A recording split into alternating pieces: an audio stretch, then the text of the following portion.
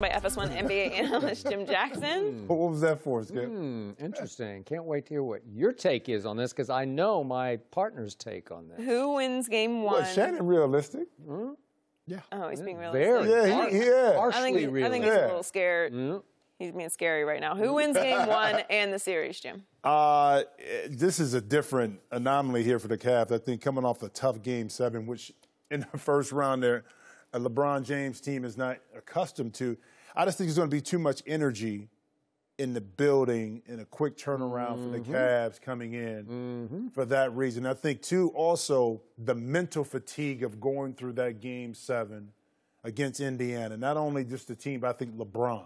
I think this is one of those games where LeBron comes out and he's trying to get people involved early, you know, knowing that they have game 2, but trying to get guys involved because this is a different kind of climate. And I think they're still trying to figure out, the Cavs, what's the best lineup. This is a different core group they're going to have to go with against this Toronto team compared to Indiana. I don't know if they can start the same starting 5 just because of Kyle Lowry. Right. It's a lot different than Kyle. So you may have to bring in George Hill or Calderon just to be able to match up with Kyle Lowry because he's looking to score a lot more than Collison. But I give Toronto the edge in this first game because the energy, they're at home, the mental fatigue of Cleveland in that last game against Indiana. What? So now you feel better about No. I mean, he's just echoing some of the things that I said. But think about this. How many times Skip, in a game 7, a team will start an entirely different lineup? A lineup they hadn't basically played all year long. And that's what Ty Lue did in a game 7. Because you know why? He had that old big joker. You ever play spades? You know when you got that big joker? See, Skip. I don't want to hear about the big joker because you That's have him. already picked the Raptors to win game 1. So stick with it. One game. Yeah. I said one game. The big joker is going to lose, says Shannon Sharpe, or Shannon Sharpe. Skip, if I got the big joker and you got a bunch of spades, you might win that hand. But who gets the 150?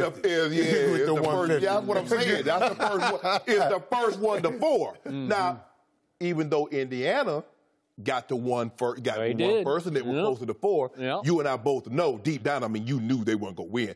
Had you out there on that brand. I thought it was going to go 7, and it did. Yeah. And it got a little tight. You know what? I needed to go 7 because I needed to enhance LeBron's legacy. The game 7, who scores the most points in game 7, Skip? Who scores the most points in elimination game, Skip? So that's what I needed to happen. You don't know I walked into that corner. They're going to lose game 1, but they'll be just fine on Thursday night. I say they will win game 1, and I will offer Mr. Jackson the same bet that I offered to Mr. Sharpe that he rejected. Okay, which is? I will take Cleveland plus the point spread. I'll take 6.5. I'll take the Cavs plus 6.5 tonight at Toronto in game 1. Come on. He's janky. He's trying to jinx I don't usually do number. I just do straight up. Straight up? Yeah, I do straight up. I got 6.5. That's what the point spread is. No. Get the point. I'll go straight up with you. No, I'll take 6.5 because the odds makers say 6.5. Well, forget the odds makers. I'm offering both of you. No. Like you tell me, well, who cares what the odds makers? I want to know what you think. Yeah. We can just go straight up on the first game. I got Cleveland. Okay, I got Toronto. Okay, will you bet me? No, you're not going to bet against LeBron. Huh? Why you want me to bet? Because I don't. So you picked against him, but you won't bet against him? No. Why not? What's the difference? No, because it's bad luck. It's sacrilegious. Oh, really? Yeah. Okay. Like you don't wear shorts to church. I don't know. Out here in Los Angeles. It depends on what church and where you live, Shannon. Wait a second. The church I go to in Westwood, they wear shorts. I don't know. Well, look, rest her soul, my grandma rolled over. If you were, you know back down south, you better come dressed as nice. You know, to answer your question, though, overall, though, this is a different Cavs team. Yes. As we know, going against the Raptors. You don't have that second player. But what I just kind of went back and looked at a couple of numbers just historically, going back a year. What Cleveland has been able to do defensively against Toronto, in particular J.R. Smith guarding DeRozan, I think has been impactful. You go back to earlier this year, during the course of the year, DeRozan has averaged 23 points. But against the 3 games. But Cleveland won 2 out of 3. Yeah, but his numbers have dipped down to 17. Last year in the playoffs, he averaged 27. During the course of the regular season, only 20 in the playoffs. They figure out a way to take out one of those guys, okay? Because that's what you need. Now, Toronto is built a little bit differently, but I think because LeBron puts so much pressure that guys have to perform, those two have to be on point, on target the whole series in order to beat Cleveland for 7 games. The ancillary players, yes, the bench is outperforming Cleveland's in the playoffs. Yes, I get it. So far. So far. Watch what happens now. But I say this. One, those two have to step up, but I think for Cleveland, it's George Hill for me. I think George Hill can provide this Cleveland team with a different push. He's been successful playing against Toronto in the past, especially this year, averaging about 19 in the 2 games that he's played. Now, one was with Sacramento.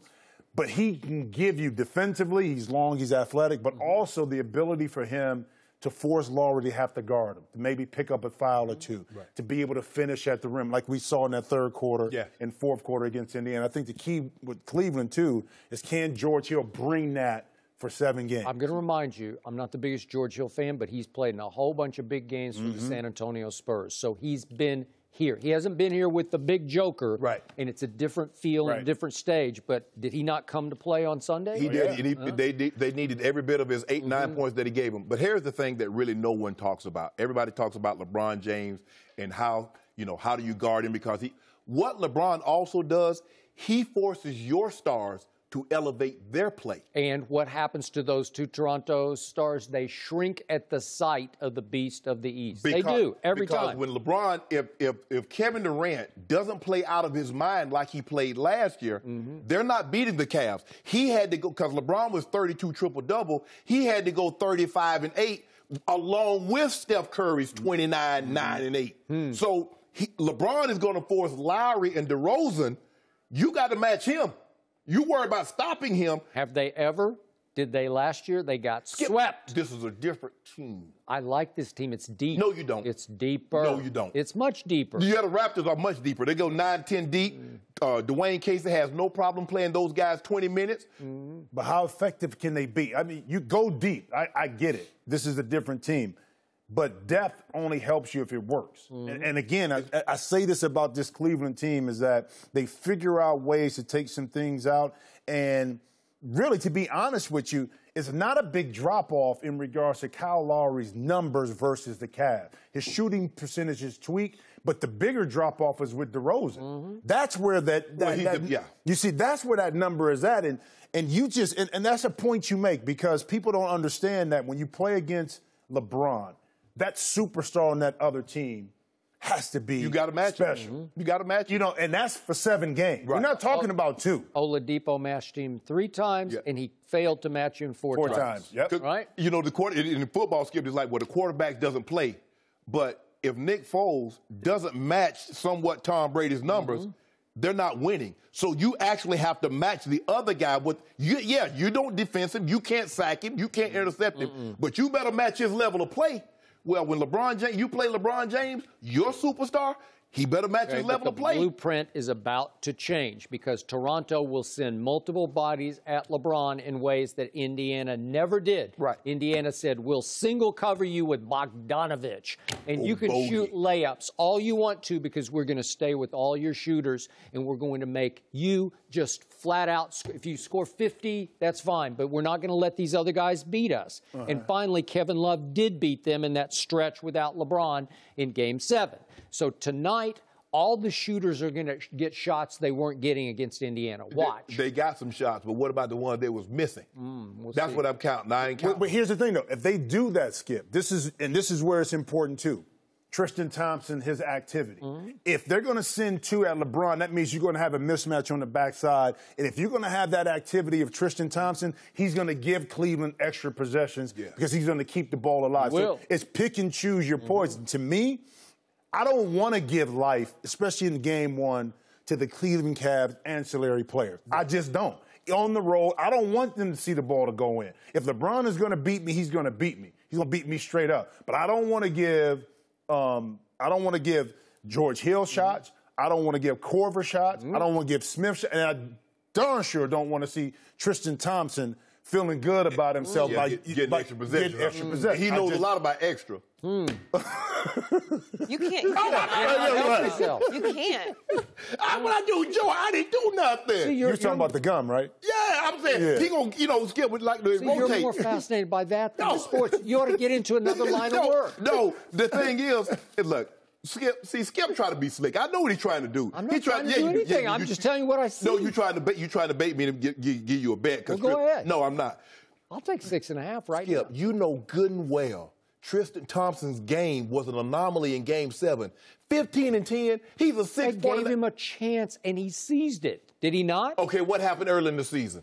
He was having some issues. He was distracted. You can't help yourself. You can't help yourself. Oh, so now you work for Page 6, huh? No, now you work for TMZ. You should be in those TMZ sessions. No, you the one that talking about he was distracted. Well, what was he distracted from, Skip? I don't know. You asked me a question, I answered it. Okay, I did not volunteer it. What was he distracted from? We'll leave it there, Jim. Thanks for joining us. Thanks for watching. Subscribe here to get the latest from the show, and be sure to check out more of the best clips from Undisputed, or go watch a few segments from our other shows on FS1.